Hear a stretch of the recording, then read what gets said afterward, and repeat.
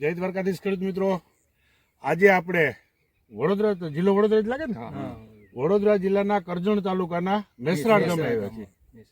હવે મેસરાળ ગામના ખેડૂતો આ વિસ્તાર આમ તો છે ને લગભગ ચોમાસું પાક તો તમે લઈ જ નથી શકતા એવું હોય ને, અને આ વિસ્તાર આપણે ટૂંકમાં સૌરાષ્ટ્રની અંદર જે ઘેડ વિસ્તાર કહેવાય ને એ પ્રકારનો આ વિસ્તાર છે. અને આ વિસ્તારની અંદર મોટે ભાગે પાણી ભરાયેલું હોય છે અને આ લોકો ચોમાસું પાક ટૂંકમાં શિયાળુ પાકથી શરૂઆત કરી શકે છે. તો અહીંયા આપણું ગ્રીન ઇન્ડિયા ખાતર આ વિસ્તારમાં ખૂબ પ્રમાણમાં વપરાય છે. અને જે મેસરાળ ગામના ખેડૂત છે ઉમેશભાઈ રહીજીભાઈ પટેલ, હવે ઉમેશભાઈને આજે આની વાલ પાપડી, જેને વાલ પાપડી આપણે કહીએ ને, એ વાલ પાપડી વાવેલી છે. ભાઈ થોડોક વિડીયો આમ ફેરવો. આ વાલ પાપડીનું જે વાવેતર કરેલું છે, તો આપણું ગ્રીન ઇન્ડિયા ખાતર નાખવાથી ઉમેશભાઈને કેવા રિઝલ્ટો મળેલ છે ને એ આપણે ઉમેશભાઈ હારે ચર્ચા કરીએ. ઉમેશભાઈ, તમારો મોબાઈલ નંબર? 96 246 36 210. ઓકે. હવે ઉમેશભાઈ, તમે ગ્રીન ઇન્ડિયા તો છેલ્લા 1-2 વર્ષથી વાપરો છો. 2 વર્ષ. તમારા પાડોશી ખેડૂત કોઈ નથી વાપરતા પાછા, તમે વાપરો છો. હવે અમે અત્યારે રસ્તામાં આવતા હતા ને તો આ વાલ પાપડી, અમે આને પાપડી કહીએ, તમે તો શું કહેતા હો? વાલ પાપડી. વાલ પાપડી. હવે મેં ઘણા ખેતરોમાં આવી આ પ્રકારની પાપડી જોઈ, પણ આ તમારી પાપડી છે ને એવી કોઈની પાપડી નથી. આમાં 2 વાર ગ્રીન ઇન્ડિયા, પહેલા મગ કર્યા ને તો મગ બળી ગયા, તેમણે ખાતર ગ્રીન ઇન્ડિયા રહ્યું, ને બીજી વાર વાલ ઓળતી ગળીએ પાછું ગ્રીન ઇન્ડિયા ઓળ્યું. એટલે આ બીજા કરતો આનું રિઝલ્ટ જોરદાર.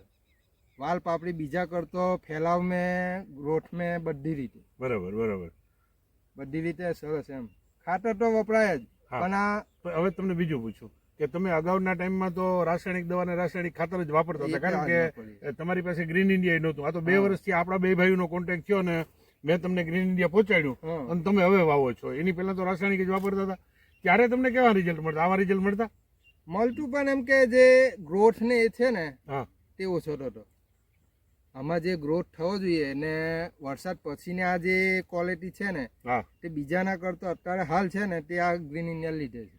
ઓકે. બાકી બીજાને આ હાલ અત્યારે હવે કોઈના વાલ પાપડી છે નહીં. હા, ટૂંકમાં તમે જોતા આવ્યા ને રસ્તામાં, આવા વાલ પાપડી મેં કોઈ ના જોયા નથી. તો સરસ ખેડૂત મિત્રો, તમારે આ ટૂંકમાં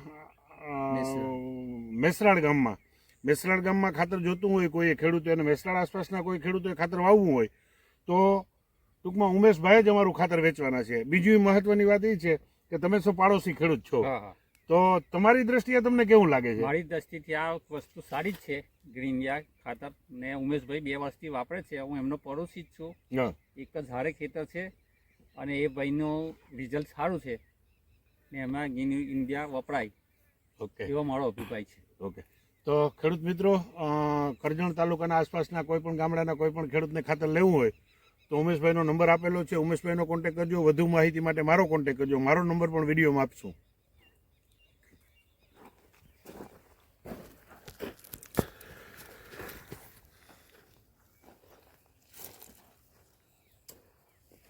પેલા પણ એક જ દિવસના ઓળેલા છે, એક જ દિવસના અમારા ને એના એક જ દિવસના. આટલો બધો ફરક છે? જોઈ લો જરા.